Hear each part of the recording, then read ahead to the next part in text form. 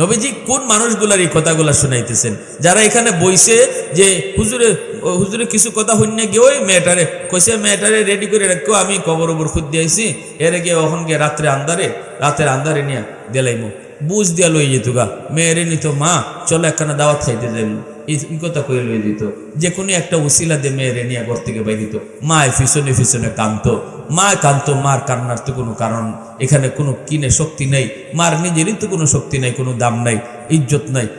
মায় কাঁদতো আর বাপে একটা বাইল দিয়ে লয়ে যেত, নিয়ে ওই পাহাড়ের ওই জায়গা সৌদি আরব এখন আছে, এখানে নিয়ে ওই গাতা করতো।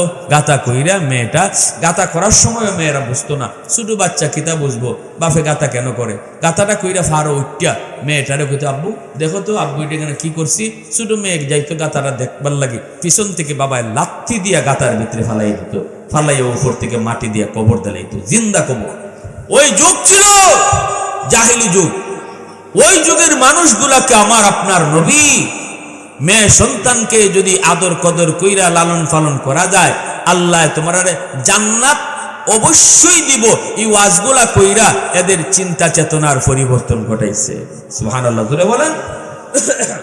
তাহলে ইসলাম নারীদেরকে ঠগাইছে না ইসলাম নারীদেরকে সম্মান দিছে?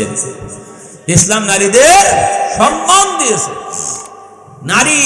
নারীকে রানীর আসরে বসাইছে ইসলাম। ইসলাম নারীকে রানীর আসরে বসাইছে।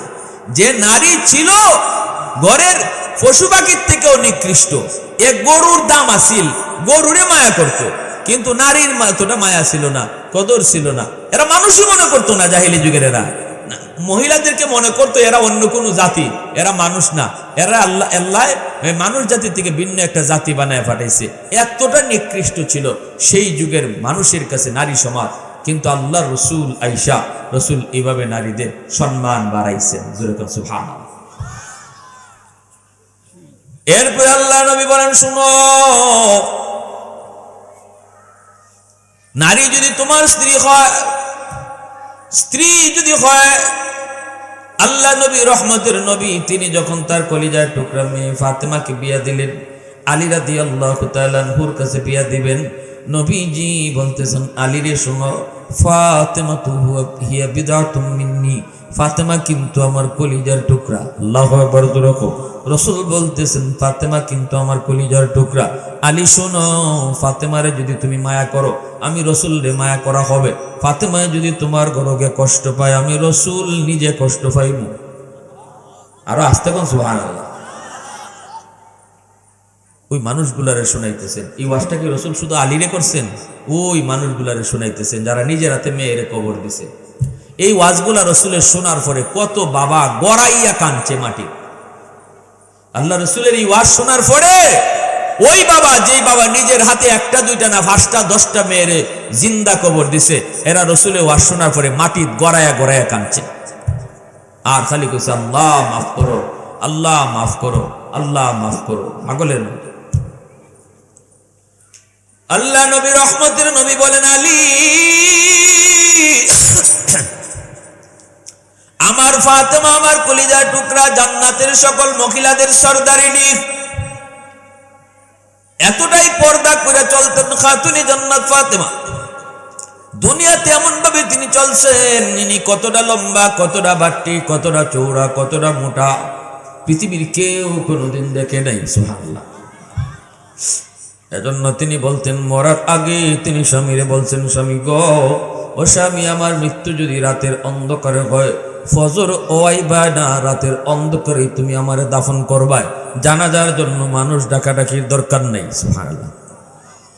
আমার 2 সন্তান হাসান হুসাইনকে লইয়া তুমি জানাজা দিয়া দিও, আর জানাজা দেওয়ার পরে আমারে যেখানে কবর দিবা, আমার কবরের উপরে তুমি মাটি উঁচা কইরো না, মাটি তুমি লেভেল করে দিয়া দিও, যেন আমার কবরটা কতটুকু এরিয়া লইয়া আইছে এটাও যেন একজনে আন্দাজ করতে না পারে। কবরের আন্দাজ দেখেও কেউ ভাবতে পারে আমি ফাতেমা কতটা লম্বা ছিলাম, কতটা খাটো ছিলাম, এই ধারণাও যেন করতে না পারে। উঁচা রাখবায় না, মিল করে দিয়ে দিও। সুবহানাল্লাহ।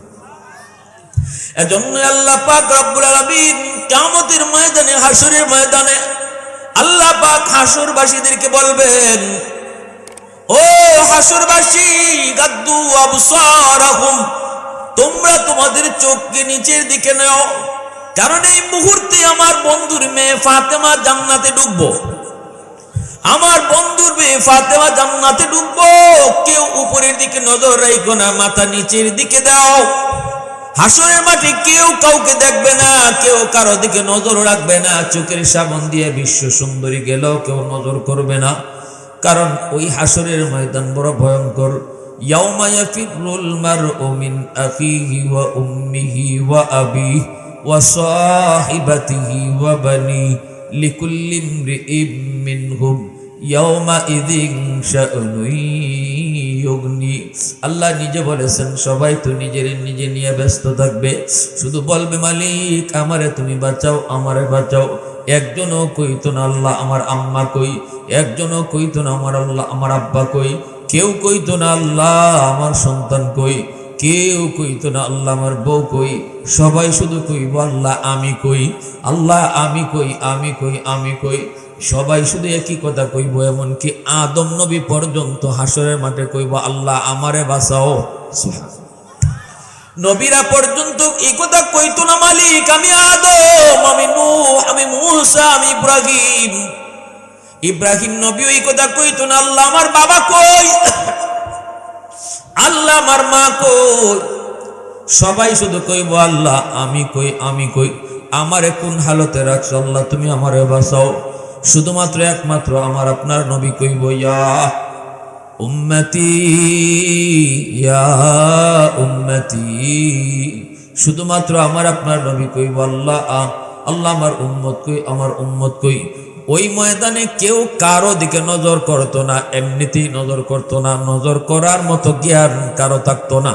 এরপরও দুনিয়াতে খাতুনে জান্নাত ফাতেমা এমন ভাবে পর্দা করে চলার কারণে হাসরের মাঠে আল্লাহ পাক ঘোষণা দিব, ও হাসরবাসীরা শোন, তোরা সবাই চোখ নিচের দিকে দে, কারণ আমার বন্ধুর মেয়ে ফাতেমা এখন হাসরের মাঠ থেকে জান্নাতে গিয়ে ঢুকবো। নজর কেউ উপরে রাখবা না, নজর সবাই নিচের দিকে দাও। সুবহানাল্লাহ জোরে বলেন।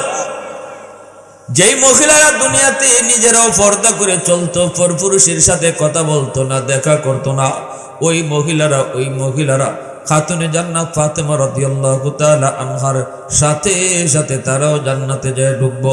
খাতুনে জান্নাত ফাতেমা রাদিয়াল্লাহু তাআলা আনহার হাতে একটা পতাকা থাকবো, এই পতাকার নিচে দুনিয়ার পর্দাশীল নারীরা গিয়া হাজির হইব। দুনিয়ার পর্দাশীল নারীরা ওই পতাকাটার নিচে গিয়ে হাজির হইব, আর ইনি এরারে লইয়া গে জান্নাতে ঢুকবো। মুরব্বি কাইতোয়া নদী তিফলে দানিশওয়ার সুদন, বেমুরব্বি কাইতোয়া নদী তিফলে দানিশওয়ার সুদন, কতরা ইমকান বাশদ বেসদফ গৌহর সুদন, रोज़ा बायत कशीदन इंतजार बेशुमार,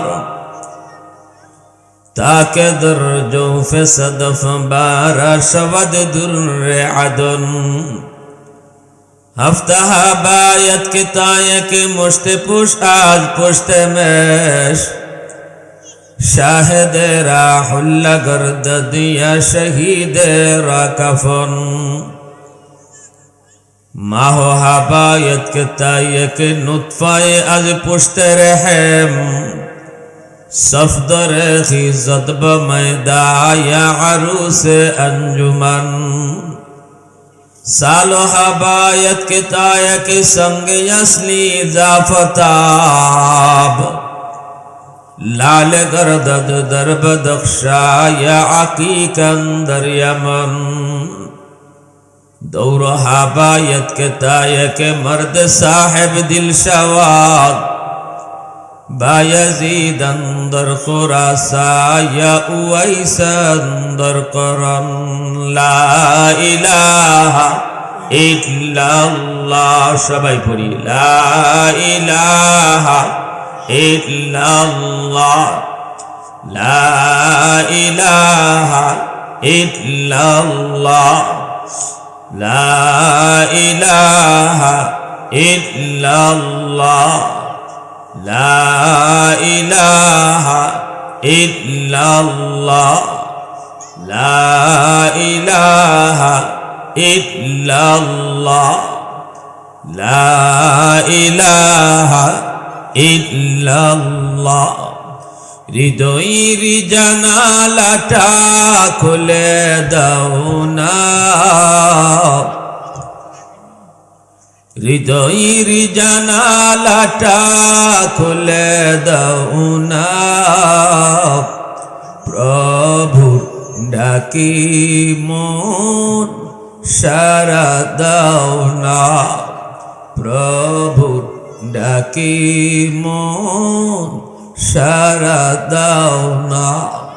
অসীম ক্ষমতা যার হাতের উপর, যার নামে বয়ে যায় ঝর্ণা নহর। অসীম ক্ষমতা যার হাতের উপর, যার নামে বয়ে যায় ঝর্ণা নহর। আল্লাহ আল্লাহ বলে সবে দেওয়ানা, আল্লাহ আল্লাহ বলে সবে দেওয়ানা।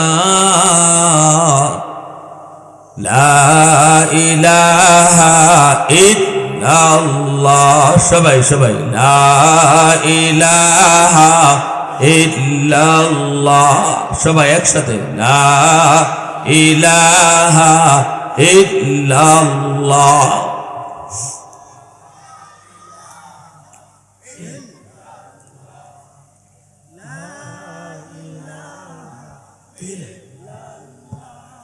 আল্লাহ আল্লাহ আল্লাহ আল্লাহ আল্লাহ আল্লাহ আল্লাহ আল্লাহ আল্লাহ আল্লাহ আল্লাহ আল্লাহ।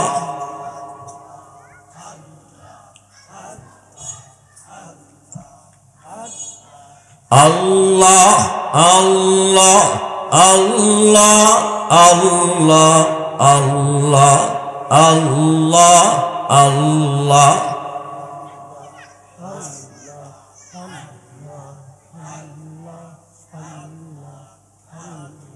ए जिक्र खुदा दिल में सदा रखने दिया कर, और नक्श खुदा दिल में जमा रखने दिया कर।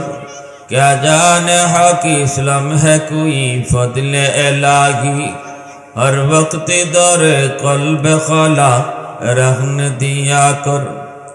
मुर्शिद की नजर गज़्ब बसर से न होती है, क्या खुश नजरी खुश नजरी खुश नजरी है, क्या खुश नजरी खुश नजरी खुश नजरी है। दिल तूर की दिल जोर दिया सबका खुदा से, क्या दिल शिकानी दिल शिकानी दिल शिकानी है, क्या दिल शिकानी दिल शिकानी दिल शिकनी है। अल्लाह अल्लाह अल्लाह अल्लाह अल्लाह अल्लाह।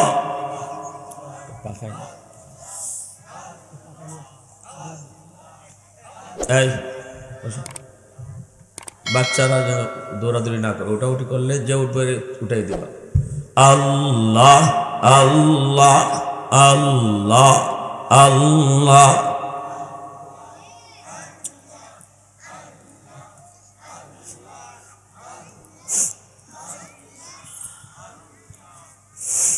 লা ইলাহা ইল্লাল্লাহ মুহাম্মাদুর রাসূলুল্লাহ। জুড়ে সুরে বলি সাল্লাল্লাহু আলাইহি ওয়াসাল্লাম। ঐতিহ্যবাহী ঠাকুরান দিঘির পশ্চিম পার ইসলামী যুব সমাজের উদ্যোগে আয়োজিত আজকে তাফসীরুল কুরআন মাহফিলের সম্মানিত সদর ইজলাস সভাপতি সাহেব, উপস্থিত জাতির বিবেক উলামায়ে কেরাম, অত্র এলাকার মুরব্বিয়ানে আযম, কলিজা টুকরা যুবক, পর্দার আড়ালে পর্দানিশীন সম্মানিত মা ও বোনেরা,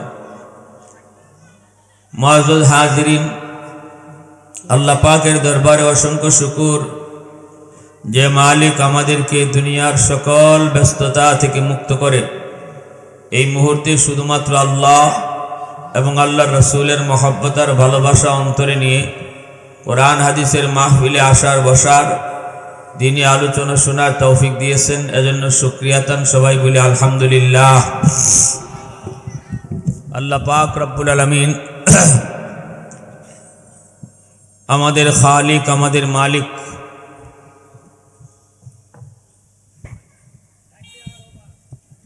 আল্লাহ পাক আমাদের খালিক, আমাদের মালিক। আল্লাহ আমাদেরকে দুনিয়াতে পাঠাইছেন, কিন্তু মা বাবার মাধ্যমে পাঠাইছেন। মা বাবা আমাদের দুনিয়া আসার মাধ্যম, বাপ মা ছাড়া আমরা দুনিয়া দেখতাম না। এজন্যই আল্লাহ কুরআনুল কারীমের বিভিন্ন জায়গায় মা বাবার খেদমত করার কঠোর অনেক শক্তভাবে নির্দেশ দিয়েছেন।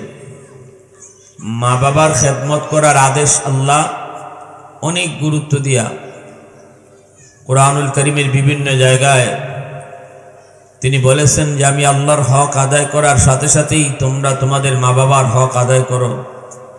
যেমন পবিত্র কোরআনের সূরাতুল লুকমানে আল্লাহ পাক বলেন আনিশকুরলি ওয়ালি ওয়ালিদাইক, আমি আল্লাহর শুকরিয়া আদায় করো। এরপরে আল্লাহ বলেন তোমরা তোমাদের মা বাবার শুকরিয়া আদায় করো। সূরা বনী ইসরাঈল আল্লাহ পাক একই রকম একই তরজে কথা বলছেন। আল্লাহ বলেন ওয়াকাযা রাব্বুকা, বন্ধু তোমার রবের ফরমান, তোমার রবের আদেশ, আল্লাহ তা'বুদু ইল্লা ইয়্যাহ, ইবাদত বন্দেগী শুধু একমাত্র আল্লাহর চলবে। বন্দেগী আমরা করব শুধুমাত্র কার? সেজদা দিব শুধু কার পায়ে? ধন দৌলত চাবো আমরা কার কাছে? সন্তান চাইমু কার কাছে? আল্লাহ বলেন সমস্ত চাওয়া পাওয়া সব হবে আমার কাছে। ইবাদত বন্দেগী চলবে শুধুমাত্র আমার। সূর্যের পূজাও চলবে না, বটগাছের পূজাও চলবে না, তুলসী গাছের পূজাও চলবে না। আল্লাহ বলেন না, কোনো পূজাই না। পূজা চলবে, ইবাদত চলবে, গোলামি চলবে শুধুমাত্র কেবলমাত্র আমি আল্লাহ। অতএব আমরা ধন দৌলত চাইমু একমাত্র কার কাছে? আল্লাহর কাছে। আল্লাহ ছাড়া এগুলা দেওয়ার ক্ষমতা কারো নাই। বিপদে পড়লে বিপদ থেকে উদ্ধার করেন কে? কেউ যদি মনে করে আমার ফিসাবেও বিপদ থেকে উদ্ধার করে, তাহলে ঈমান থাকবে না, যাবে? ঈমান চলে যাবে। কেউ যদি মনে করে আল্লাহ যেমন সন্তান দেয়, এমনিভাবে সিলেট শাহজালাল দরগাত গেলেও সন্তান পাওয়া যায়, এই ধরনের আকীদা বিশ্বাস থাকলে ঈমান থাকবে না, যাবে? ঈমান চলে যাবে। এজন্য আল্লাহ বলেন প্রথম আদেশটা হলো আমার, গোলামি শুধুমাত্র আমি আল্লাহ। আর এরপরে আল্লাহ বলেন ওয়াবিল ওয়ালিদাইনি ইহসানা, বন্ধু তোমার রবের দ্বিতীয় ফরমান হলো সন্তান যেন মা বাবার সাথে উত্তম আচরণ করে, ইহসানের আচরণ যেন করে। ইহসানের আচরণ বলতে কোন আচরণকে বলে? মা বাবার সাথে কেমন ব্যবহার করতে আল্লাহ আদেশ করলেন? ইহসানের ব্যবহার। ইহসান বলা হয় মা বাবা যদি সন্তানের সাথে ভালো আচরণ নাও করে, তবুও সন্তান বাপ মার সাথে ভালো আচরণ করতে হবে। এটাকেই ইহসান বলে। এটাকে কি বলে? ইহসান। আমরা অনেকেই এরকম প্রশ্ন অনেক সময় রাখি যে হুজুর আমার আব্বা আম্মা তো আমার সাথে ভালো আচরণ করে না, আমার বাবা তো আমারে ঠগাইছেন, আমার বাবা তো আমার জমি কম দিছে, আমার অন্য ভাইদেরকে বেশি দিছে, আমার বাবা তো আমাদেরকে এক নজরে দেখে না, তাহলে আমি কেন বাপরে ভাত খাওয়ামো? আমি কেন মারে ভাত খাওয়ামো? আমারে ঠগাইলো, আমার ফুলাফান্ডে কম মায়া করলো, আমি কেন বাপ মারে এত সেবা করব? এই কথাটার জবাব দিচ্ছেন আল্লাহ ইহসান শব্দ বলে। আল্লাহ বলেন তোমার মা তোমার বাবা তোমার সাথে কেমন আচরণ করলো এটা তুমি দেখবা না, কারণ তিনি তোমার মা, তিনি তোমার বাবা। এই বাপ মা না হলে তুমি দুনিয়া দেখতাই না। তাদের উসিলায় তুমি দুনিয়া দেখছো, শুধু এই একটা কারণে মা বাবার সাথে তোমার উত্তম আচরণ করা লাগবে, সুন্দর আচরণ করতে হবে। যদি বাপ মা তোমার সম্পদ নাও দেয়, বাবা যদি তোমার কোনো সম্পদ নাও দেয়, তোমারে যদি ঘর থেকে বেরও করে দেয়, তবুও এমনকি আমরা তো যে দেখি না তেজ্য পুত্র কইরা দেয়, শরীয়তে এই ধরনের বলছে বাবা যদি ছেলেরে তেজ্য পুত্র কইরা দেয় তো বাবার সাথে খারাপ আচরণ করতে পারবে না, বরং বাবার সাথে ভালো আচরণ করতে হবে, বাবার খাওয়া থাকার ব্যবস্থা করতে হবে।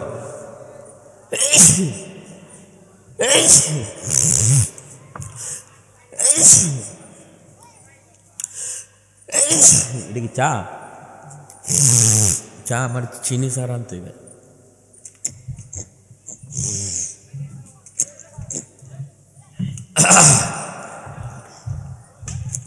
তাহলে আমরা কি বুঝলাম যে আল্লাহ পাক রব্বুল আলামিন আদেশ করলেন মা বাবার সাথে ভালো আচরণ করা। বাপ মা যদি ভালো আচরণ নাও করে, তবে যদি মা বাবা খারাপ আচরণ করে বা কোনো সন্তানকে ঠকায়, এই ব্যাপারে আল্লাহর আদালতে হাসরের মাঠে বিচার হইব। এটা একবারে আল্লাহ ছেড়ে দিত না। তোমার 3টা সন্তান আছিল, ছেলে আছিল, মেয়ে আছিল, তুমি মেয়েরে ঠকাইছো, তুমি মারা যাওয়ার পরে তোমার মেয়ে তোমার বাড়ির কিছু সম্পদ পাইব, তুমি ছেলেদের নামে এই সম্পদ লেখা দিয়া গেলা। অথবা বাবা মারা যাওয়ার পর এই সম্পদের ভাগ বাটোয়ারা কেমনে হইব, এই বাটোয়ারা আর বন্টনটা করছেন আল্লাহ নিজে। এটা চেয়ারম্যানও না করছে না, মেম্বারও করছে না, এই বন্টনটা করছেন আল্লাহ নিজে। এজন্য বাবা মারা যাওয়ার পর বাবার সম্পত্তি আল্লাহ যেভাবে বন্টন করছেন এভাবেই বন্টন করা লাগবে। ভাই কদ্দুর ভাবে, বোন কদ্দুর ভাবে। কিন্তু এখন যদি কোনো বাবা মনে করে, ফরে দিও, এখন যদি কোনো বাবা মনে করে, ওই পিছনে তাহলে কোনো বাবা যদি মনে করে যে না আমার অমুক ফুলারে দিমু না আমি সম্পদ, অমুক ফুরিরে দিতাম না, এটা মনে করে যদি বাবা নিজের সম্পদ সে কারণ আমি লিখে দেওয়া যায়, তাহলে এটা সে আল্লাহর আইনের উপরে হাত দিল। এই বাবা এটা কের উপরে হাত দিছে? আল্লাহর। তার মানে উনি বুঝাইতে চাইলো যে আল্লাহ তুমি যেটা বাট করছো এটা আমার ভাল লাগছে না, এটা আমি পছন্দ করি না। আল্লাহর বাটটা ওনার পছন্দ হয়েছে না, এজন্য উনি ওনার ইচ্ছা মতো বাট করে দেয়া গেছে। এই যে একটা অন্যায় করলো বাবা, এই জন্য বাবার বিচার হবে আল্লাহর আদালতে, বিচার ছাড়া না, বিচার হবে। কিন্তু এই কারণে দুনিয়াতে সন্তানে বাবার সাথে খারাপ আচরণ করতে পারবে না, এটি আল্লাহ বলছেন। এই কারণে সন্তান বাবার সাথে খারাপ আচরণ করতে পারবে না, বরং দুনিয়াতে সন্তান বাবার সাথে মার সাথে ভালো আচরণ করা লাগবে, এটা দুনিয়ার নিজাম। وَقَضَى رَبُّكَ أَلَّا تَعْبُدُوا إِلَّا إِيَّاهُ وَبِالْوَالِدَيْنِ إِحْسَانًا। আদর্শ সন্তান যদি পেতে হয় আগে আদর্শ বাবা হওয়া লাগবে। আদর্শ সন্তান যদি পেতে হয় আগে আদর্শ মা হওয়া লাগবে। আদর্শ বাপ মা কোন বাপ মারে বলে? লোকমান হাকিমের মতো বাবারে আদর্শ বাবা কয়। লোকমান হাকিম আদর্শ বাবা হওয়ার কারণে আল্লাহ পাক কোরআনুল কারীমের একটা সূরার নাম লোকমান হাকিমের নামে নাম রাখছেন। শুধু তাই নয়, লোকমান তার সন্তানকে যেইভাবে আল্লাহর পরিচয় শিখাইছেন, লোকমান হাকিম তার সন্তানকে যেইভাবে দিন শিখাইছেন, আল্লাহ পাকের কাছে বাবার কথাগুলি এত ভালো লাগলো, আল্লাহ ওই লোকমান হাকিমের কথাকে নিজের কথা বানাইয়া কুরআনুল কারীমের আয়াত হিসেবে নাজিল করে দিয়েছেন। দূরে বলি সুবহানাল্লাহ। وإذ قال لقمان لابنه وهو يعظه يا بني لا تشرك بالله إن الشرك لظلم عظيم আল্লাহ পাক বলেন লুকমান হাকিম তার সন্তানকে যেইভাবে আমি আল্লাহর পরিচয় শিখাইলো, আমার পরিচয় শিখাইলো, গুনাহ কোন জিনিস গুনার শিখাইলো, নেকি কোনটা সেটা সন্তানরে শিখাইলো। কোন বাবা যদি তার সন্তানকে কয় বাবারে এই কাম করলে পরে আল্লাহ খুশি হয়, ওই কাম করলে পরে আল্লাহ নারাজ হয়, শিশু বাচ্চাকে যদি বাবা আল্লাহ কোন কাজে খুশি হয়, কোন কাজে আল্লাহ নারাজ হয়, এই কথাগুলি যখন কোনো বাপ মা তার সন্তানরে শেখায় তখন আল্লাহর কাছে কথাগুলি এত ভালো লাগে, আল্লাহ পাকের কাছে কেমন ভালো লাগে। এই বিষয়টা আল্লাহ পাক লোকমান হাকিমের কথাকে কোরআনের আয়াত বানাইয়া তামাম দুনিয়াবাসীকে আল্লাহ বুঝাইয়া দিছেন। জোরে বলি সুবহানাল্লাহ। সন্তান যদি ঘুমায় থাকে, ঘুমের ঘরে তুমি তারে ধমক দিয়ে তুলবা না। ফজরের আজান হয়ে গেল রে আল্লাহর গোলাম, ফজরের নামাজ পড়ার জন্য তুমি বাবা উঠছো, এইবার সন্তানকে তুমি যে ঘুম থেকে জাগাইবা, লাঠি লইয়া নয়, ধমক দিয়া নয়, গালি দিয়া নয়, এই কথা কইতায় না। এই হারামজাদা উঠ, ফজরের আজান হয়ে গেছে। আল্লাহ কয় না, নামাজের আদেশ দিবা তুমি, হারামজাদা কুত্তার বাচ্চা কয় না।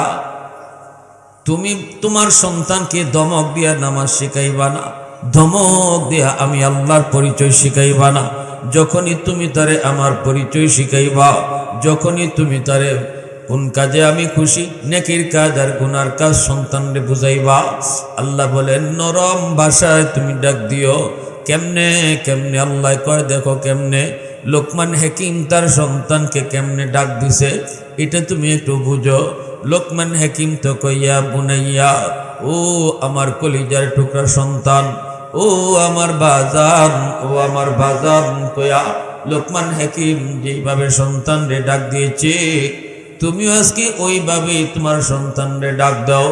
বাজান রে উঠ, ফজরে আজান হয়ে গেছে। এই কথাটা বলার আগে সন্তানের মাথায় যে হাত বোলাও, পিঠের মধ্যে তুমি যে হাত বোলাও, পিঠের মধ্যে হাত বোলাও, তোর মাথার মধ্যে হাত বোলাও।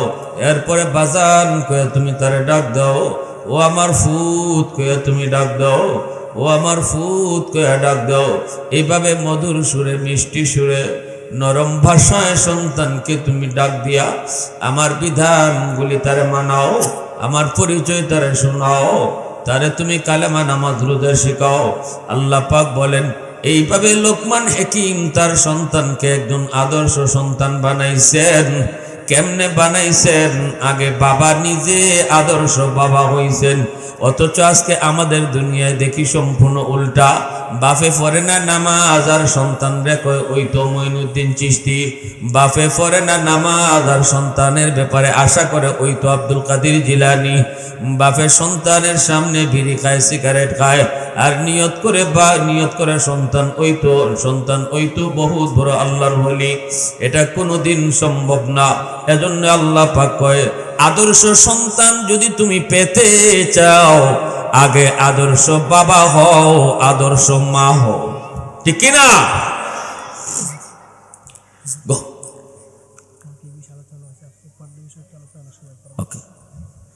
এজন্য আমার ভাইরা বন্ধুরা একটু লক্ষ্য করে শুনেন,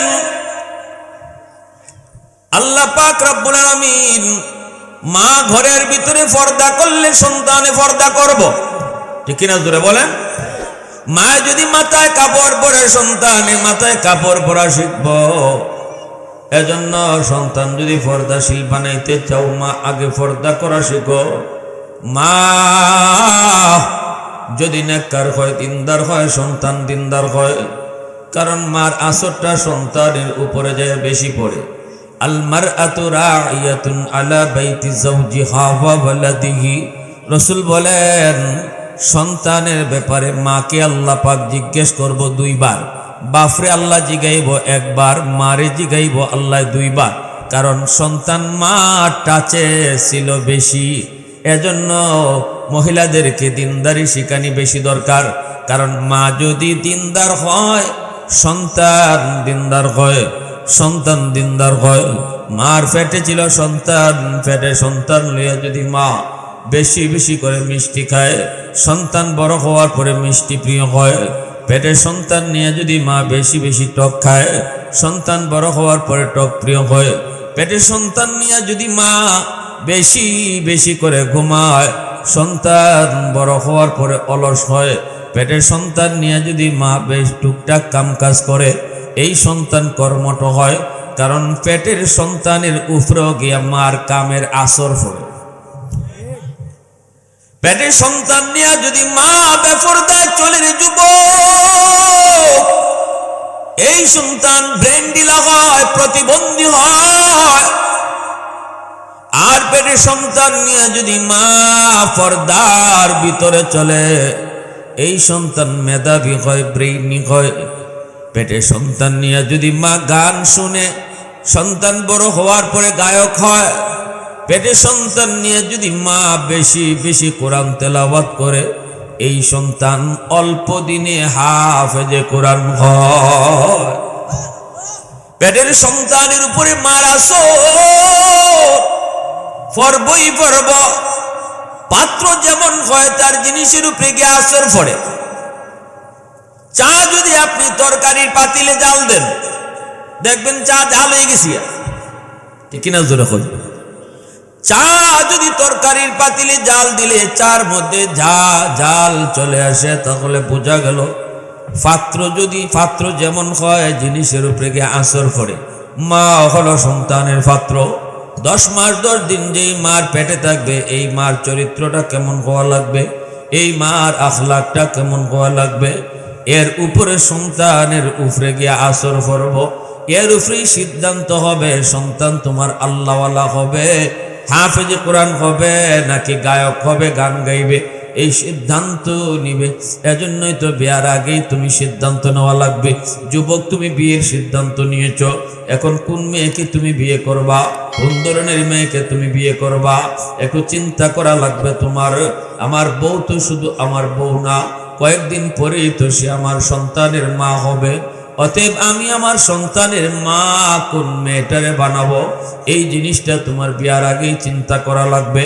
তুমি যদি দেখো ওই মেয়েটাকে তুমি বিয়ে করার প্রস্তাব দিয়েছ, যে রাস্তাঘাটে সবসময় বেপরদায় চলতো, 10 জন 20 জন পর পুরুষ তারে দেখতো, যে নামাজ নাই, যার মাথায় কাপড় নাই, এমন একটা বউ যদি যত সুন্দরী হোক তুমি তারে বউ বানায় আনলা, সে কিন্তু কয়েকদিন পরেই তোমার সন্তানের মা হইতেছে।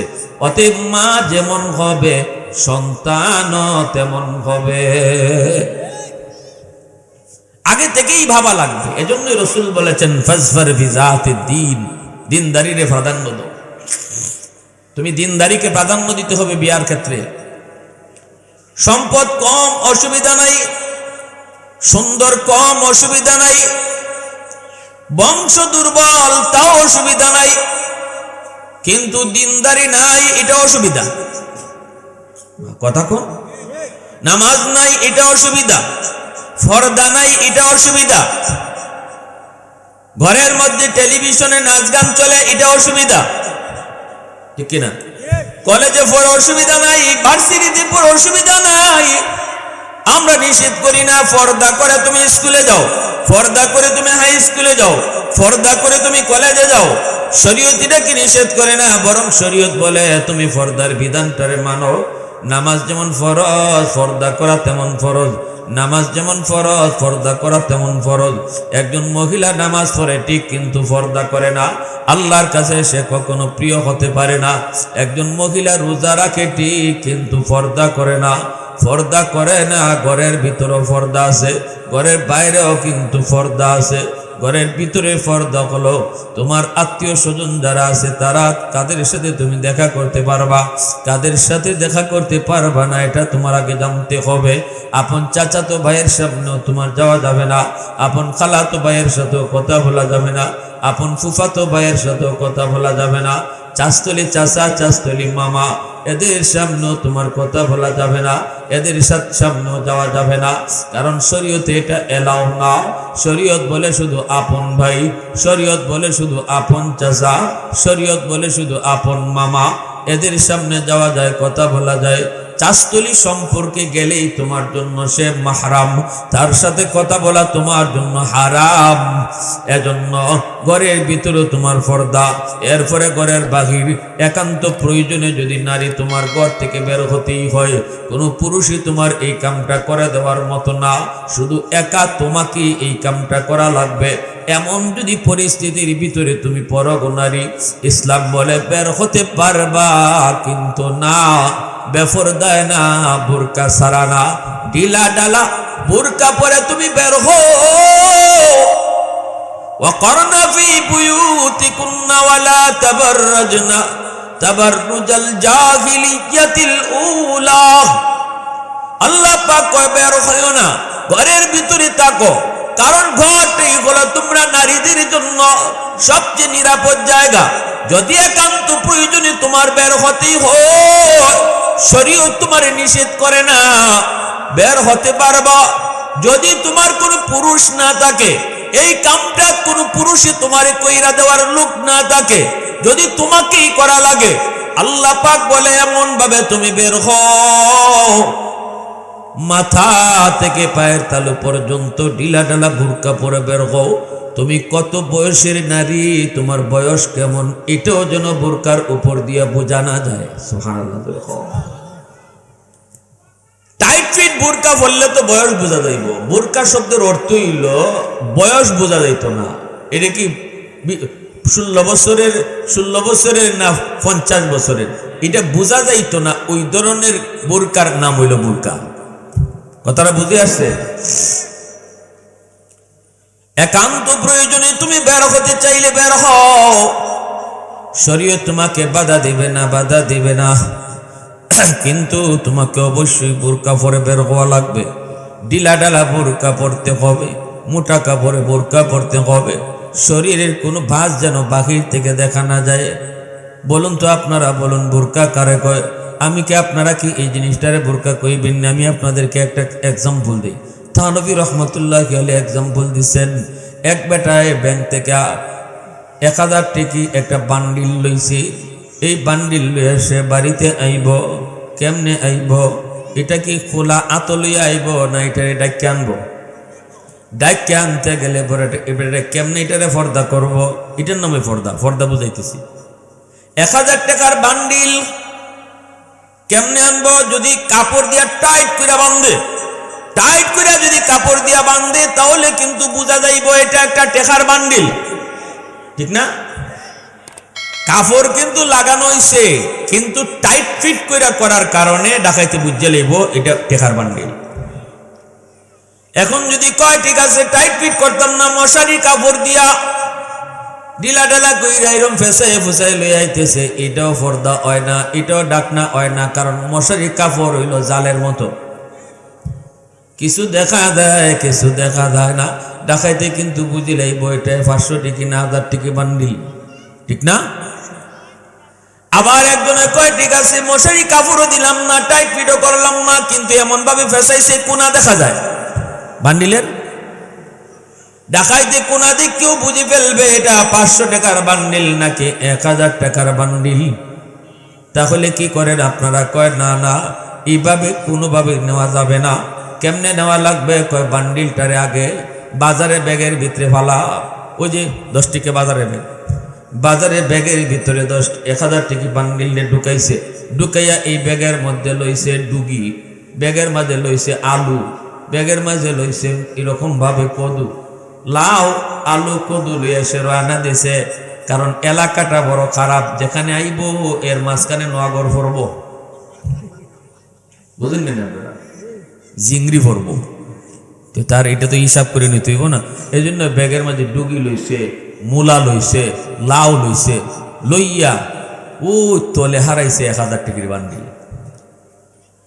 ডাকাইতে কয় রে মূলা লইয়া যায়, মূলা এ কিতা লইয়া যায়, আতো দিছে না। এই জিনিসটা তো আমরা খুব ভালো বুঝি। আমার 1000 টাকার বান্ডিল যদি নোয়াগড়ের আওয়ার ফার করণ লাগে তাহলে উফরে মূলা দন লাগবো আর ডিলা ডালা একটা ব্যাগ লাগবো। কিন্তু আমার আপনার মা বোনের দাম কি 1000 টাকার বান্ডিল থেকে কম হয়ে গেছে? আমি আমার বোনটারে, আমি আমার মেয়েটারে এমন একটা বোরকা পরায়া ডাকাইতের সামনে দিয়ে নিলাম, টাইট ফিট একটা কাপড় পরায়া। ডাকাইতে দূর থেকে দেখি বুঝালায় 16 বছরের যুবতী, ঠিক না নি? আবার তারে এমন কাপড় পরাইলাম, গায়ের রংটা কেমন বোঝা যায়, কারণ এটা হইছে মশারির জালের কাপড়। মশারির জাল দেওয়া আবার জামা আছে না এক ধরনের, রং কেমন বোঝা যায়। আবার এমন কাপড় দিয়া তারে পরাইলাম, এমন কাপড় দিয়া তারে হাঁটাইলাম যে কাপড় দিয়া দেখা যায় পুরা বডি তার ডাকনা না, কোনা কানি দেখা যায়, টেকার কোনা দেখা গেলে যেমন ডাকাইতে বুঝালায় এটা কত টেকার বান্ডিল। আমার আপনার যুবতী মা বোনেরাও যদি এমন পোশাক পরে, যে পোশাকে কিছু ঢাকা আর কিছু ফাঁকা, তাহলে ওই ফাঁকা জাকার দেখে দাও ডাকাইতে বুঝিলাইব কোনানো আটকাইতো, ঠিক না নি? তাহলে কি বুঝলাম না, এগুলা একটার নাম ফর্দা না। ফর্দা হইল 10 টিকে একটা ব্যাগ লো, 10 টিকে একটা ব্যাগ লো। এই ব্যাগের ভিতরে, ডিলা ডালা ব্যাগের ভিতরে তোমার টাকার বান্ডিল ঢুকাও। এজন্য শরীয়ত বলে এমন বোরকা হলো বোরকা, যেই বোরকা ডিলা ডালা হবে, মোটা কাপড়ের হবে, মাথা থেকে পায়ের তলা পর্যন্ত তার রাখবে। বয়স তার কেমন বোঝা যাবে না, বয়স তার কেমন অনুমান করা যাবে না। তখনই যুবক, ওই যুবক, যে যুবকের দিলের ভিতরে অসুস্থ, যেই যুবক দিলের ভিতরে তার কামবাম, সে তোমাকে নিয়ে কিছু ভাববেও না, সে তোমাকে নিয়ে পেজিংও করবে না। সে মনে মনে কইব আমি কিতা কইতাম, সামনে দিয়ে যে গেল কিতা কইতাম কিছুই তো বুঝি না। হে কি আমার বইনের বয়সের না, আমার মার বয়সের না, দাদির বয়সের? বইনের বয়সের না, দাদির না, মার বয়সের? এটা না বুঝলে হে তোমারে কি ট্রেডিং করতো, তোমার নিয়ে কি বাজে চিন্তা করতো। ওই আমরা সৌদি আরব যারা হজে গেছেন, জানি না, হজে গেছেন পরে দেখবা হেরেম শরীফে, আল্লাহর ঘর খানায় কাবার পাশে হেরেম শরীফে দরজার সামনে কিছু সৌদি মহিলা পুলিশ দাঁড়ায় থাকে। এরা মহিলাদেরকে চেক করে করে ঢুকায়। এমন বুরকা পরে বুঝবার কোনো কুদরত নাই যে যুবতী না বুড়া, বয়স বুঝার কোনো সুরতই নাই। হাত মোজা পা মোজা তো আছে, কিন্তু ডিলা ডালা এমন বুরকা কোনো পুরুষে বুঝতেই পারে না সে বয়স্ক না যুবতী, কম বয়সের, কিছুই বুঝে না। এটার নাম হইছে বোরকা, এটার নাম হইছে ফরজ। এজন্য বাইরে আমার ভালো করে মনে রাখবেন, যেই মহিলারা দুনিয়াতে পর্দা করে চলবো তাদের গর্ভ থেকে মঈনুদ্দিন চিশতি আইব, সুবহানাল্লাহ ধরব। তাদের গর্ভ থেকে আব্দুল কাদের জিলানী আইব, তাদের গর্ভ থেকে আব্দুল কাদের জিলানী আইব। ভালো করে শুনবেন, নবী আসার দরজা আল্লাহ বন্ধ করেছে, কিন্তু ওলি আল্লাহ আসার দরজা আল্লাহ বন্ধ করে নেই। এখন ওলি আল্লাহ আসার দরজা আল্লাহ খোলা রাখছে। তুমি যদি মঈনুদ্দিন চিশতির মার মতো মা হও, তুমি যদি আব্দুল কাদের জিলানীর মার মতো মা হও, আজও আল্লাহ আব্দুল কাদের জিলানীর জন্ম দিবে, আজও মঈনুদ্দিন চিশতির জন্ম দিবে। কারণ মঈনুদ্দিন চিশতির চেহারা দেখা প্রথম দিনেই 90,000 হিন্দু কালেমা পড়ে মুসলমান হয়েছে। মঈনুদ্দিন চিশতির মা বলতেছে, বাবা মঈনুদ্দিন, এটা তোমার কোনো ক্রেডিট না, বাহাদুরি না, এটা আমি মার বাহাদুরি। কারণ আমি মা জীবনে কোনো দিন তোমাকে অজু সারা দুধ খাওয়াই না। তুমি যখন মার বুকের দুধ খাইছো, এ বাবা মঈনুদ্দিন, তুমি যতদিন মার দুধ খাইছো কোনদিন মা তোমারে অজু সারা দুধ খাওয়াই নাই। ওই মার গর্ভ থেকেই মঈনুদ্দিন চিশতির জন্ম হইছে। আল্লাহু আকবার জোরে বলেন। আব্দুল কাদের জিলানীর মা যখনই জিলানীর বাবার কাছে জিলানীর মাকে তার জিলানীর নানায় বিয়া দেয়, তখন কিন্তু কইছে, বাজান রে, আমার মেয়েটা কিন্তু অন্ধ, আমার মেয়েটা কিন্তু লুলা, আমার মেয়েটা কিন্তু বুবা, আমার মেয়েটা কিন্তু কালো কালো, অনেক কালো, বিয়া করো বাইনি, তুমি কও। আব্দুল কাদের জিলানীর বাবা আবু সালেহ জঙ্গি কয় আমি রাজি। কেন রাজি? কারণ এই মালিকের গাছের একটা ফল খাইলিছিলেন, অনুমতি ছাড়া পেটের বুকে একটা ফল খাইলিছেন। এই ফলটার মাপ নেওয়ার জন্য আব্দুল কাদের জিলানীর বাবা তখন কয় ঠিক আছে, আমি আতুর লুলা ল্যাংরা বউ নিয়ে সংসার করতে রাজি আছি, তবুও একদিনের জন্য জাহান্নামের আগুন আমি সইতে রাজি না।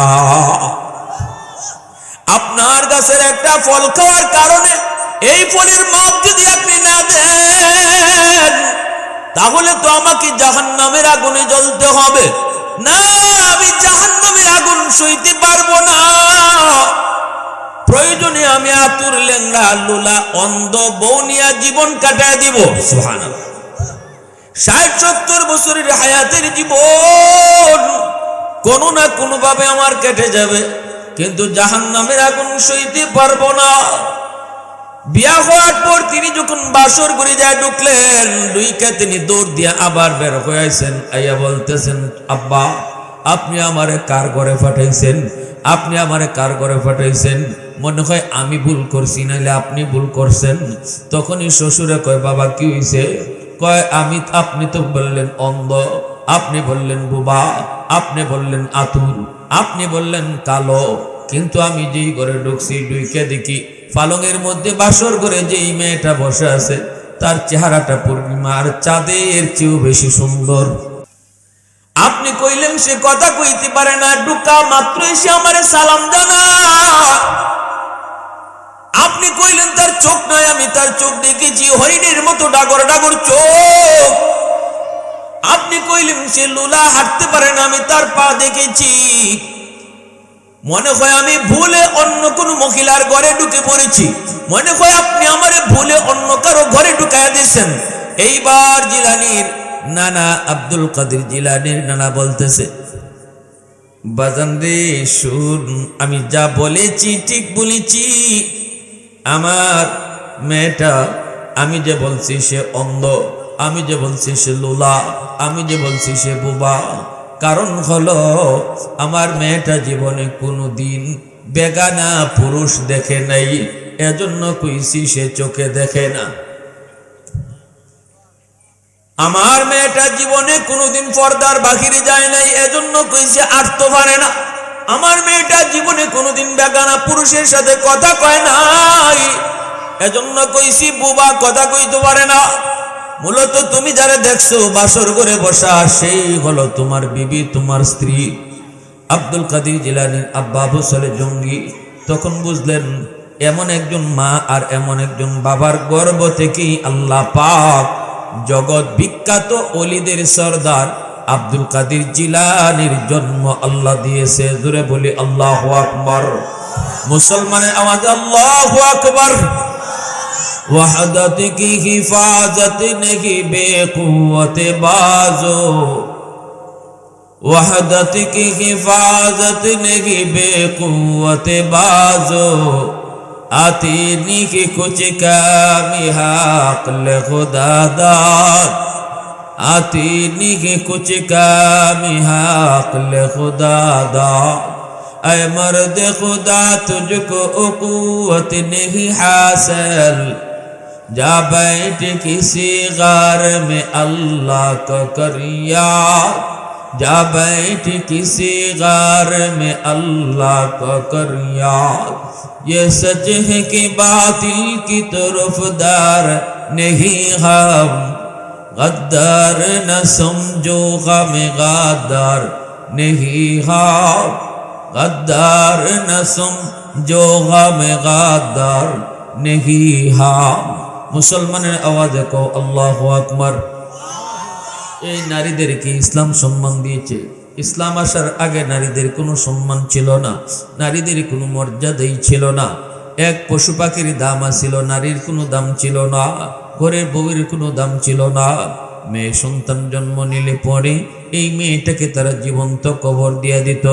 যখনই শুনতো মেয়ে সন্তান জন্ম নিছে, বাবার চেহারা কালো হয়ে যেত। কারণ সমাজের ভিতরে এটা ছিল অনেক অসম্মানী, সমাজের ভিতরে ছিল এটা বড় কলঙ্ক। অমুকে তমুকের কাছে যে বসতে পারতো না, কেউ তার কথা শুনতো না, কয় তোর মেয়ে হইছে তুই আবার কি কথা কইবি, তোর মেয়ে হইছে তুই আবার কেমনি মুখ দেখাবি। এজন্য মেয়ে সন্তান জন্ম হইলে পরে সেই জাহিলি যুগের বাবারা দরজা বন্ধ করে ঘোড়া বসা থাকতো, ঘর থেকে বের হতো না যতক্ষণ পর্যন্ত না মেয়েটাকে জীবন্ত কবর না দিবে, এর আগ পর্যন্ত ওরা ঘর থেকে বের হতো না। সেই যুগটাতে ইসলাম নারীদেরকে মর্যাদা বাড়ায় দিছে রে যুবক। আজ এই সমস্ত নাস্তিকের দলেরা কয় ইসলাম নারীরে ঠকাইছে, এদের পূজা দরকার। ইসলাম আসার আগে নারীদেরকে জীবন্ত কবর দেওয়া হইতো, আর বউয়ের কোনো মর্যাদা ছিল না, বউকে কোনো সম্পদ দেওয়া হইতো না। এমনি ভাবে মেয়েটাও বাবার সম্পদের কোনো অংশ পাইতো না, বাবা তো মেয়ের কবরই দিয়া দিত। আল্লাহ রসুল সাল্লাল্লাহু আলাইহি ওয়াসাল্লাম এখনো মক্কা শরীফে এই জায়গাটা এরকম ব্যারিকেড দেওয়া, এখনো ওই জায়গাটা এরকম ব্যারিকেড দেওয়া, যেই জায়গার মধ্যে তারা মেয়ে সন্তানকে কবর দিত।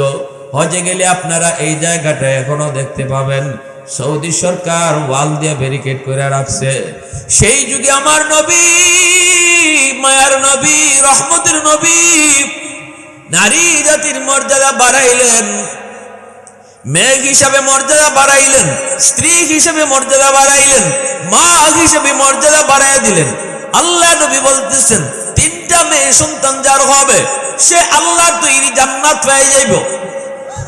রসুল বলেন তিনটা মেয়ে সন্তান যার হইব, এই মেয়েটাকে যে সে দিনদারি শিখাইব, দিনদার ছেলের কাছে বিয়ে দিব, সম্পদ দিকা টাকা দিকা জুয়াখুর গাঞ্জাখুরের কাছে বিয়া দিবে না, না না, নামাজি ছেলে দিকা মেয়েটারে বিয়ে দিবে এবং মেয়েটারে দিন শিখাবে, মেয়েটারে কোরআন শিখাবে, মেয়েটারে আখিরাত বুঝাবে। না না, কয় কেমনে? কয় না, তারে পরিবেশ রাখবে, এমন পরিবেশে তারে পড়ালেখা করাবে যেই পরিবেশে গেলে পরে কোরআন শিখে, যেই পরিবেশে গেলে পরে আখিরাত বুঝে, যেই পরিবেশে গেলে পরে আল্লাহরে চিনে, যেই পরিবেশে থাকলে পরে আল্লাহর ভয় অন্তরে রাখে। ওই পরিবেশে বাপ মা তারে বড় করছে, লেখাপড়া করাইছে। আল্লাহর রসুল বলেন এই তিনটা মেয়ে যেই বাবার হইব, আর এই বাবা তিনটা মেয়েরে দিন শিখাইয়া দিনদার ছেলের কাছে বিয়া দিব, আমি রসুল বললাম এই বাপ মার জন্য জান্নাত ওয়াজিব। সাহাবীরা প্রশ্ন করেন নবী গো, দুইটা মেয়ে যদি কারো হয় তার জন্য কি কোনো সংবাদ আসেনি? রসুল বলেন দুইটা মেয়ে যার আছে সেও যদি দুইটা মেয়েরই দিনদারি শিখায়, এরপরে দিনদার ছেলের কাছে বিয়া দেয়, দিনই পরিবেশে তারে পড়ালেখা করায়, বেপরদায় তারে পড়ালেখা করায় না, যেই পরিবেশে পর্দা আছে ওই পরিবেশে পড়ালেখা করায়, রসুল বলেন ওই দুই মেয়ের বাপ মারেও আল্লাহ পাক জান্নাত দিয়া দিব। সাহাবীরা বলেন নবী গো, একটা মেয়ে যার আছে, রসুল বলেন একটা মেয়েও যার আছে সে যদি ওই মেয়েটারেও দিন শিখায়, এই মেয়েটারেও যদি দিন শিখায়া দিনদার ছেলের কাছে বিয়া দেয়, রসুল বলেন ওই বাপ মারেও আল্লাহ পাক জান্নাত দিব। সুবহানাল্লাহ জোরে বলেন। এই কথাগুলি বইলা বইলা রসুল জাহিলি যুগের মানুষের মন মিজাজকে রসুল পরিবর্তন করলেন। যেই মানুষগুলা নিয়ত কইরা বইছে মেয়েটারে রাতের অন্ধকারে গিয়ে জবাই করব, ওই মানুষগুলা রসুলের মুখ থেকে শুনতেছে একটা মেয়েরে আদর কইরা লালন পালন কইরা দিন শিখাইয়া যদি তারে বড় করা যায়, আল্লাহ এই উসিলায় এই বাপ মারে জান্নাত দিয়া দেয়। নবীজি কোন মানুষগুলার এই কথাগুলা শুনাইতেছেন? যারা এখানে বইছে যে হুজুরে কিছু কথা হইনে গিয়ে ওই মেয়েটারে কইছে, মেয়েটারে রেডি করে রাখো, আমি কবর ওবর খুদ দিয়েছি, এর গিয়ে ওখান গিয়ে রাতের আন্দারে নিয়ে দিলাইমু, বুঝ দিয়া লই যেত গা, মেয়েরে নিত, মা চলো একখানা দাওয়াত খাইতে যাইব, এই কথা কয়ে লই দিত। যে কোনো একটা উসিলা দিয়ে মেয়েরে নিয়ে ঘর থেকে বাইরে দিত। মায় পিছনে পিছনে কাঁদতো, মা কাঁদতো, মার কান্নার তো কোনো কারণ এখানে কোনো কিনে শক্তি নেই, মার নিজেরই তো কোনো শক্তি নাই, কোনো দাম নাই, ইজ্জত নাই। মেয়ে মায় কাঁদতো আর বাপে একটা বাইল দিয়ে লয়ে যেত, নিয়ে ওই পাহাড়ের ওই জায়গা সৌদি আরব এখন আছে, এখানে নিয়ে ওই গাতা করতো। গাতা কইরা মেয়েটা গাতা করার সময় মেয়েরা বুঝতো না, ছোট বাচ্চা কিতা বুঝবো বাপে গাতা কেন করে, গাতাটা কইরা ফারো উঠিয়া মেয়েটারে কইতো, আব্বু দেখো তো আব্বু এটা এখানে কি করছি। ছোট মেয়ে যাইতো গাতাটা দেখবার লাগে, পিছন থেকে বাবায় লাথি দিয়া গাতার ভিতরে ফালাই দিত, ফালাইয়া উপর থেকে মাটি দিয়া কবর দিলাইতো, জিন্দা কবর। ওই যুগ ছিল জাহিলি যুগ। ওই যুগের মানুষগুলাকে আমার আপনার নবী মেয়ে সন্তানকে যদি আদর কদর কইরা লালন পালন করা যায়, আল্লাহ তোমার জান্নাত অবশ্যই দিব। এই ওয়াজগুলা কইরা এদের চিন্তা চেতনার পরিবর্তন ঘটাইছে। সুবহানাল্লাহ, জোরে বলেন। তাহলে ইসলাম নারীদেরকে ঠগাইছে না ইসলাম নারীদেরকে সম্মান দিছে? ইসলাম নারীদের সম্মান দিয়েছে। নারীকে রানীর আসরে বসাইছে ইসলাম। ইসলাম নারীকে রানীর আসরে বসাইছে। যে নারী ছিল ঘরের পশু পাখির থেকেও নিকৃষ্ট, এক গরুর দাম আসিল, গরুরে মায়া করত, কিন্তু নারীর এতটা মায়া ছিল না, কদর ছিল না। এরা মানুষই মনে করতো না, জাহিলি যুগের এরা মহিলাদেরকে মনে করতো এরা অন্য কোনো জাতি, এরা মানুষ না, এরা আল্লাহ মানুষ জাতি থেকে ভিন্ন একটা জাতি বানায় পাঠাইছে। এতটা নিকৃষ্ট ছিল সেই যুগের মানুষের কাছে নারী সমাজ। কিন্তু আল্লাহ রসুল আইসা রসুল এইভাবে নারীদের সম্মান বাড়াইছেন। সুবহানাল্লাহ। এরপরে আল্লাহ নবী বলেন, শুনো, নারী যদি তোমার স্ত্রী যদি হয়, আল্লাহ নবী রহমতের নবী তিনি যখন তার কলিজার টুকরা মেয়ে ফাতেমাকে বিয়া দিলেন, আলী রাদিয়াল্লাহু তাআলা আনহুর কাছে বিয়া দিবেন, নবীজি বলতেছেন, আলী রে শোনো, ফাতেমাতু হিয়া বিদআতুম মিন্নি, ফাতেমা কিন্তু আমার কলিজার টুকরা। আল্লাহু আকবার। রাসূল বলতেছেন, ফাতেমা কিন্তু আমার কলিজার টুকরা। আলী শোনো, ফাতেমারে যদি তুমি মায়া করো, আমি রাসূল রে মায়া করা হবে। ফাতেমা যদি তোমার গরগে কষ্ট পায়, আমি রাসূল নিজে কষ্ট পাইব। আরো আস্তে কোন সুবহানাল্লাহ। ওই মানুষগুলারে শোনাইতেছেন। এই ওয়াজটা কি রাসূল শুধু আলীরে করছেন? ওই মানুষগুলারে শোনাইতেছেন যারা নিজের হাতে মেয়েরে কবর দিছে। এই ওয়াজগুলা রাসূলের শোনার পরে কত বাবা গড়াইয়া কাঁদছে মাটি। আল্লাহ রাসূলের এই ওয়াজ শোনার পরে ওই বাবা, যেই বাবা নিজের হাতে একটা দুইটা না 5টা 10টা মেয়েরে জিন্দা কবর দিছে, এরা রাসূলের ওয়াজ শোনার পরে মাটি গড়াইয়া গড়াইয়া কাঁদছে। আর খালি কইছে, আল্লাহ মাফ করো, আল্লাহ মাফ করো, আল্লাহ মাফ করো, পাগলের মতো। আল্লাহ নবী রহমতের নবী বলেন, আলী, আমার ফাতেমা আমার কলিজার টুকরা, জান্নাতের সকল মহিলাদের সরদারিনী, এতটাই পর্দা করে চলতেন খাতুনে জান্নাত ফাতেমা। দুনিয়াতে এমন ভাবে তিনি চলছেন, ইনি কতটা লম্বা, কতটা বাট্টি, কতটা চৌড়া, কতটা মোটা, পৃথিবীর কেউ কোনোদিন দেখে নাই। সুবহানাল্লাহ। এজন্য তিনি বলতেন, মরার আগে তিনি স্বামীরে বলছেন, স্বামী গো, ও স্বামী, আমার মৃত্যু যদি রাতের অন্ধকারে হয়, ফজর ওয়াইবা না, রাতের অন্ধকারে তুমি আমারে দাফন করবাই, জানাজার জন্য মানুষ ডাকাডাকির দরকার নেই। সুবহানাল্লাহ। আমার 2 সন্তান হাসান হুসাইনকে লইয়া তুমি জানাজা দিয়া দিও, আর জানাজা দেওয়ার পরে আমারে যেখানে কবর দিবা, আমার কবরের উপরে তুমি মাটি উঁচা কইরো না, মাটি তুমি লেভেল করে দিয়া দিও, যেন আমার কবরটা কতটুকু এরিয়া লইয়া আইছে এটাও যেন একজনে আন্দাজ করতে না পারে। কবরের আন্দাজ দেখেও কেউ ভাবতে পারে আমি ফাতেমা কতটা লম্বা ছিলাম, কতটা খাটো ছিলাম, এই ধারণাও যেন করতে না পারে। উঁচা রাখবাই না, মিল করে দিয়ে দিও। সুবহানাল্লাহ। এজন্য আল্লাহ পাক রব্বুল আলামিন কিয়ামতের ময়দানে, হাসরের ময়দানে আল্লাহ পাক হাসরবাসীদেরকে বলবেন, ও হাসরবাসী, গাদ্দু আবসারাহুম, তোমরা তোমাদের চোখকে নিচের দিকে নাও, কারণ এই মুহূর্তে আমার বন্ধুর মেয়ে ফাতেমা জান্নাতে ঢুকবো, আমার বন্ধুর মেয়ে ফাতেমা জান্নাতে ঢুকবো। কেউ উপরের দিকে নজর রাখো না, মাথা নিচের দিকে দাও। হাসরের মাঠে কেউ কাউকে দেখবে না, কেউ কারো দিকে নজর রাখবে না, চোখের সামন দিয়ে বিশ্ব সুন্দরী গেলেও কেউ নজর করবে না, কারণ ওই হাসরের ময়দান বড় ভয়ঙ্কর। ইয়াউমা ইয়াফিরুল মারউ মিন আখিহি ওয়া উম্মিহি ওয়া আবিহি ওয়া সাহিবাতিহি ওয়া বানি লিকুল্লি ইমরিইম মিনহুম ইয়াউমা ইযিন শা'নুন ইউগনি। আল্লাহ নিজে বলেছেন, সবাই তো নিজে নিয়ে ব্যস্ত থাকবে, শুধু বলবে মালিক আমারে তুমি বাঁচাও, আমারে বাঁচাও। একজনও কইতো না আল্লাহ আমার আম্মা কই, একজনও কইতো না আমার আল্লাহ আমার আব্বা কই, কেউ কইতো না আল্লাহ আমার সন্তান কই, কেউ কইতো না আল্লাহ আমার বউ কই, সবাই শুধু কইব আল্লাহ আমি কই, আল্লাহ আমি কই, আমি কই, আমি কই। সবাই শুধু একই কথা কইব, এমনকি আদম নবী পর্যন্ত হাসরের মাঠে কইব আল্লাহ আমারে বাঁচাও। সুবহানাল্লাহ। নবীরা পর্যন্ত এই কথা কইতো না, মালিক আমি আদম, আমি নূহ, আমি মূসা, আমি ইব্রাহিম। ইব্রাহিম নবী এই কথা কইতো না, আল্লাহ আমার বাবা কই, আল্লাহ আমার মা কই। সবাই শুধু কইব আল্লাহ আমি কই, আমি কই, আমারে কোন হালতে রাখছো আল্লাহ, তুমি আমারে বাঁচাও। শুধুমাত্র একমাত্র আমার আপনার নবী কইব ইয়া উম্মতি, ইয়া উম্মতি। শুধুমাত্র আমার আপনার নবী কইব আল্লাহ আল্লাহ আমার উম্মত কই, আমার উম্মত কই। ওই ময়দানে কেউ কারো দিকে নজর করতো না, এমনিতেই নজর করতো না, নজর করার মতো জ্ঞান কারো থাকতো না। এরপরও দুনিয়াতে খাতুনে জান্নাত ফাতেমা এমন ভাবে পর্দা করে চলার কারণে হাসরের মাঠে আল্লাহ পাক ঘোষণা দিব, ও হাসরবাসীরা শোন, তোরা সবাই চোখ নিচের দিকে দে, কারণ আমার বন্ধুর মেয়ে ফাতেমা এখন হাসরের মাঠ থেকে জান্নাতে গিয়ে ঢুকবো। নজর কেউ উপরে রাখবা না, নজর সবাই নিচের দিকে দাও। সুবহানাল্লাহ জোরে বলো। যেই মহিলারা দুনিয়াতে নিজেরাও পর্দা করে চলতো, পরপুরুষের সাথে কথা বলতো না, দেখা করতো না, ওই মহিলারা খাতুনে জান্নাত ফাতেমা রাদিয়াল্লাহু তাআলা আনহার সাথে সাথে তারাও জান্নাতে যায় ঢুকবো। খাতুনে জান্নাত ফাতেমা রাদিয়াল্লাহু তাআলা আনহার হাতে একটা পতাকা থাকবো, এই পতাকার নিচে দুনিয়ার পর্দাশীল নারীরা গিয়া হাজির হইব।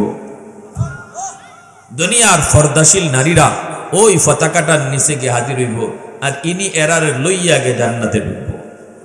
জোরে কন্না সুবহানাল্লাহ, আরো জোরে সুবহানাল্লাহ। লা ইলাহা ইল্লাল্লাহ। সবাই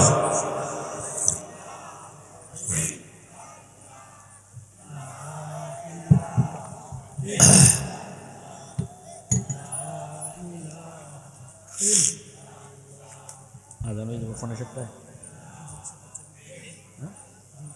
ফোনে সেটটা।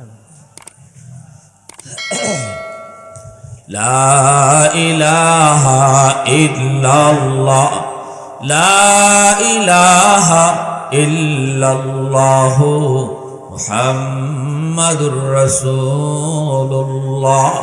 জোরে সুরে বলি সাল্লাল্লাহু আলাইহি ওয়াসাল্লাম। তাহলে আমার মেয়ে যদি পর্দাশীল হইতে হয়, নিজে নিজে বানানি যাইব, তারে যেখানো গেলে যেখানো পড়াইলে পর্দা শিখবো, এখানে পড়ানি লাগবে, ঠিক না নি? ফাতেমা রাদিয়াল্লাহু তাআলা আনহার জীবনী কেমন আছিল এটাকে আমি স্কুলে শিখাইব, কলেজে শিখাইব, যেখানে যে পরিবেশে তারে পড়াইলে শিখায় ওই পরিবেশে পড়ায় না। মনে রাখবেন, একটা সমাজ, একটা ঘর শুধু না, একটা সমাজ বদলে যেতে পারে যদি সমাজের নারীরা দিনদার হয়, আল্লাহওয়ালা হয়, দিনদার হয়, আল্লাহওয়ালা হয়। ছোট বাচ্চারা দেখবেন মার সাথে নামাজে খারই যায়, যদি মা নামাজি হয়। মা যদি মাথাত কাপড় পরে আটে, ছোট ফুরিটায় মাথাত কাপড় দেওয়া শিখিলায়, ঠিক না? আর যদি মা বেপরদায় চলে, জন্মর পর থেকেই দেখে মায় মাথাত কাপড় ছাড়া চলেন, বেড়ান্তির সাথে কথা কইন, রাস্তাত আটেন, বাজারও দেন গিয়া, ই মেয়ের বড় হইলে বাপে ফিটাইয়াও বোরকা পরাইতে পারতেন, কারণ হে দেখে দেখে শিখাইছে বেপরদা। আর যদি বাচ্চায় দেখে দেখে শিখে পর্দা, তাহলে বাপে কইয়া পর্দা করানি লাগে না, মেয়ে একটু বড় হইলে আব্বা আমারে বোরকা না দাও। এজন্য ঘরের পরিবেশ ঠিক করেন। ঘরের পরিবেশ ঠিক করতে হইলে একজন দিনদার নারী লাগবে, পর্দাশীল নারী লাগবে, আল্লাহওয়ালা নারী লাগবে, খোদাবেরু নারী লাগবে। এজন্যই রাসূল কইছেন, সুন্দর পরে দেখো, বংশ পরে দেখো, ধন দৌলত পরে দেখো, আগে দিনদারি দেখো। আগে যদি তুমি দিনদারি ফাইলাও, এরপরে তুমি দেখো বংশ পাইলে বালা, সুন্দর ফাইলেও বালা, ঠেয়া পয়সা থাকলে বালা, এগুলা পরেরটা। আগে হইছে ফাজফার বিজাতি দ্বীন, ফাজফার বিজাতি দ্বীন। আমাদের সমাজে কেন দিন যত যাইতেছে, কেন সমাজ এতটা নষ্ট হইতেছে? ফুলাফান গুলা ইয়াবাকুর, গাঞ্জাকুর, মদকুর কেন হইতেছে? এত মা বাবা কান্দে, হুজুর দোয়া করেন আমার ফুলাটা তো বাবা খুর হয়ে গেছে। এমন তো হওয়ার কথা ছিল না। তুমি মা তো আব্দুল কাদের জিলানির মা, মঈনুদ্দিন চিশতির মা। আল্লাহ তো চিশতির দরজা বন্ধ রাখে নাই, নবীর দরজা তো আল্লাহ বন্ধ করেছে। হবিগঞ্জের মুহাদ্দিস সাহেব আসার দরজা আল্লাহ বন্ধ করে নাই, কাতিয়ার শেখ সাহেব আসার দরজা আল্লাহ বন্ধ করে নাই, কোরিয়া শেখ সাহেব আসার দরজা বন্ধ করে নাই। বরুণার শেখ সাহেব আসার দরজা আল্লাহ বন্ধ করে নাই। আল্লাহ এই কথা কয় নাই বরুণার সাহেব গেছি গিয়ে আর দুনিয়া তাইতো না। আল্লাহ এই কথা কয় নাই আব্দুল কাদের জিলানি গেছি গিয়া জিলানির মতো জিলানি আর আসবে না। আল্লাহ বলছে আমার রসুল গেছি গিয়া রসুলের মতো রসুল আর আসবে না, রসুলের মতো আর কোন নবী আসবে না, কিন্তু কোন অলি আসবে না এই কথা আল্লাহ কয় নাই। এরপরে আসে না কেন? কারণ একটাই, ফ্যাক্টরি যেখান থেকে অলি আসার ফ্যাক্টরির গন্ডগোল লাগিয়ে গেছি গিয়া, ঠিক কিনা জোরে কও? অলি আল্লাহ আসার ফ্যাক্টরি হলো মা, একজন দিনদার আল্লাহওয়ালা মা যদি এরকম আল্লাহওয়ালা হয়, চিশতির মার মতো মা হয়, জিলানির মার মতো মা হয়, তাহলে আজও আল্লাহ জিলানির জন্ম দিবে, চিশতির জন্ম দিবে। এজন্য যুবকদেরকে বলবো, বিয়া করবায় কিন্তু বিয়া করার সময় টার্গেট নিবাই না। আমি ওই টেহা দেখিয়া আর ওই লাল রং দেখিয়া দৌড় দিব না। আমার মনে রাখতেইব আমার বউ শুধু বউ না, আমার বউর সবচেয়ে বড় পরিচয় হলো আমার বউ কয়েকদিন পরেই আল্লাহ যদি দেয় আমার সন্তানের মা হইব। অতএব আমার সন্তানের মা আমি কারে বানাইতেছি, আউলা কিসিরে নাকি মা ফর্দা নিশিন রে? এই জিনিসটা মাথাত রাখিয়া বিয়ার চিন্তা করো, ঠিক না? এই চিন্তা রাখিয়া যদি কোনো যুবক আগায়, তাহলে যে সকল বাপ মা আসুন, মেয়েদের বাপ মা, এরাও মেয়েরে ফর্দার ঢুকাইবা। কারণ যুবকরা যদি নিয়ত করে লায় না ফর্দানিসীন মহিলা ছাড়া বিয়া করতাম না, দিনদার ছাড়া বিয়া করতাম না, তাহলে আমি আমার মেয়েরে যদি বুরকা ছাড়া কলেজে ফাটাই, এই মেয়েরে বিয়া করতো কেটা? ফুলান্তি তো করতো না। যুবকরা যদি ঠিক হয়ে যায়, সমাজ ঠিক হয়ে যাবে। আল্লাহ আমাদেরকে বুঝার তৌফিক দান করুন। সবাই বলি আমিন। ও আখির দাওয়ানা আনিল হামদুলিল্লাহ।